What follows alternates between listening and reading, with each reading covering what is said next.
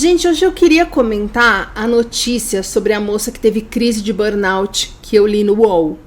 Eu resolvi fazer uns vídeos extras assim sobre coisas que eu vejo no dia a dia que eu acho relevantes sobre burnout, né? Às vezes eu coloco lá no canal de transmissão do Instagram ou nos stories, mas como no mês passado tinha muitas opções para fazer o destaque do mês e eu acabei fazendo 2 vídeos diferentes, né? Um entrou como um vídeo extra, assim, que não era nem de domingo, me deu essa ideia de fazer mais vídeos, mesmo que sejam pequenos.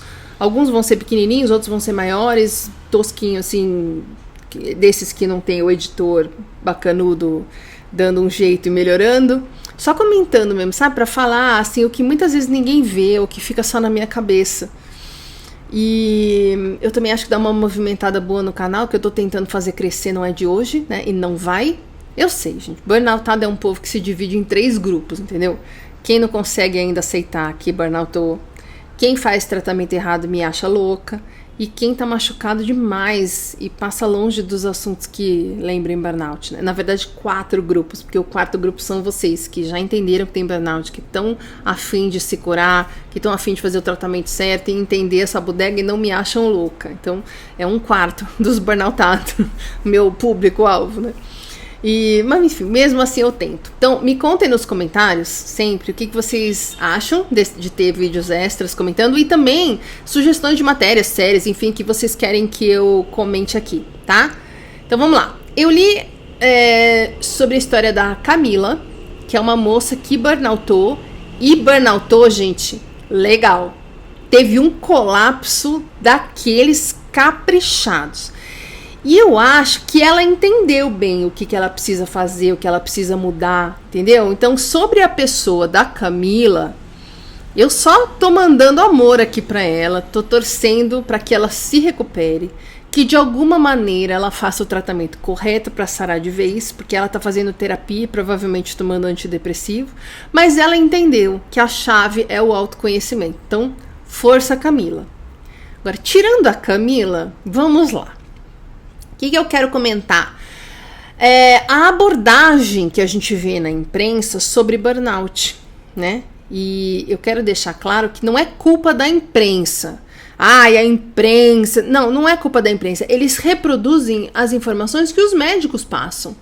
A culpa é da medicina alopata, que não mexe essa bunda gorda para entender o burnout como a medicina integrativa já fez, né? Então, primeiro que a coisa é tratada o tempo todo nessa matéria, o caso dessa menina, como sendo uma crise de burnout. Por quê? Porque o médico falou crise de burnout, a menina entendeu crise de burnout e falou para a imprensa crise de burnout. Não existe crise, gente. Burnout não existe crise, não existe sequela. O que existe é burnout tratado errado. O que existe é um colapso, que é o ápice de um burnout que não vem sendo tratado, ou que está sendo tratado errado. Então a Camila, essa moça da reportagem, teve um colapso. Então ela estava em burnout e colapsou. Ela estava com dor de cabeça um dia, estava com fadiga. Mesmo assim ela foi trabalhar, como ela sempre fez, como eu e você também fizemos. Passou muito mal, a ponto de não conseguir fazer nada. Foi por pronto-socorro. Tô me identificando muito com a Camila até aqui, porque aconteceu com ela meio o que aconteceu comigo, né? Aí no caso dela, como agora estamos na época da dengue, a primeira suspeita, e ela estava com febre, a primeira suspeita foi que ela estava com dengue. No meu caso, suspeitaram, como não tinha nenhuma epidemia rolando, suspeitaram que eu estava grávida. Mesmo eu falando, moço, não tem como. Enfim, como ela tinha febre, muita dor, ela em casa não conseguia se mexer, a mãe e a irmã deram banho nela sentada numa cadeira, voltou para o hospital, e aí agora começa a ficar começa a ficar pior ainda do que o meu colapso, porque ela chegou a ter um apagão, assim, de começar a falar de maneira desconexa, de não lembrar o que aconteceu, foi parar na UTI, enfim, e aí no fim dessa pane, um neuro deu a ela o diagnóstico de burnout, né? Esse é o meu ponto aqui, porque olha esse trecho aqui, ó, quer ver? Abre aspas.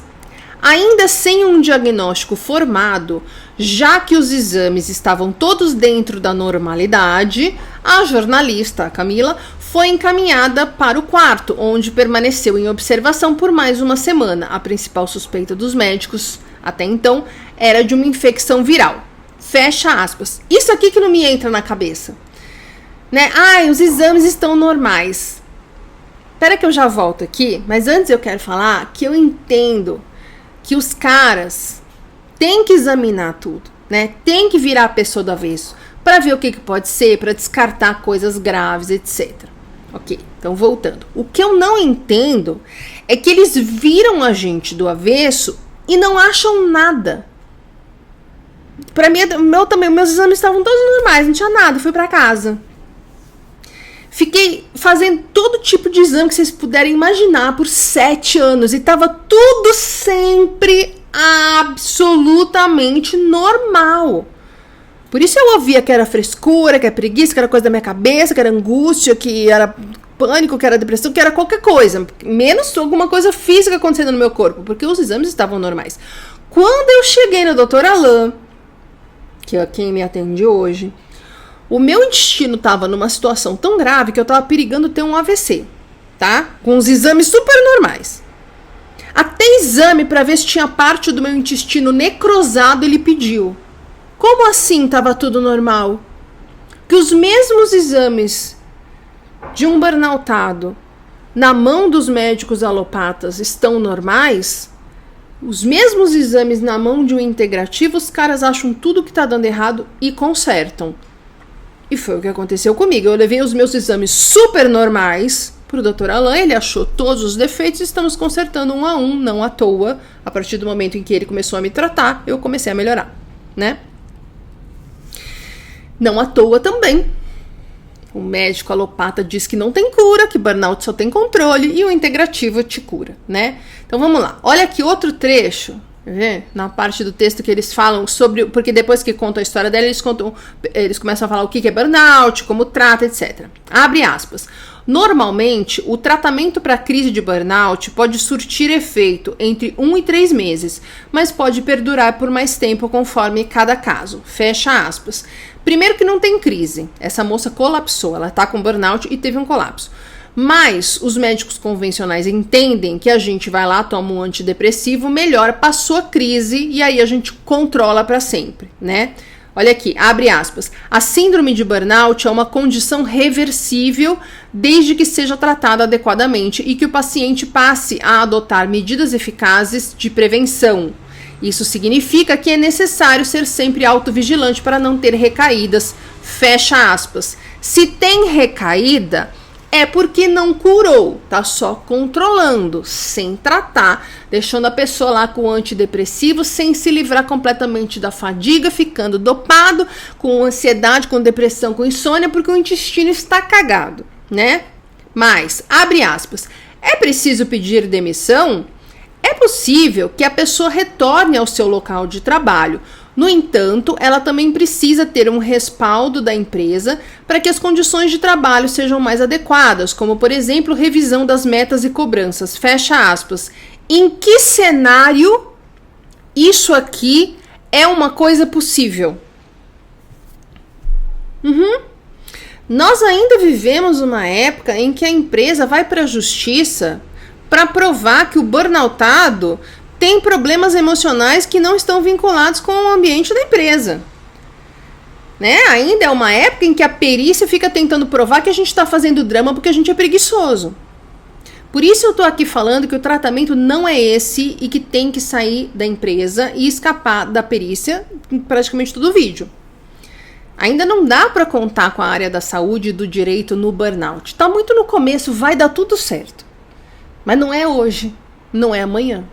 É no futuro. No futuro, todo mundo vai entender direitinho, e o burnoutado vai ter tratamento certo de cara, vai ter apoio jurídico, vai ter empresas preocupadas em proporcionar um ambiente não adoecedor.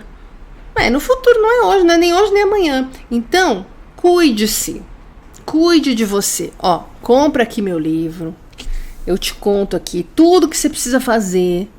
Porque por enquanto, gente, a gente tá meio sozinho e desamparado, né?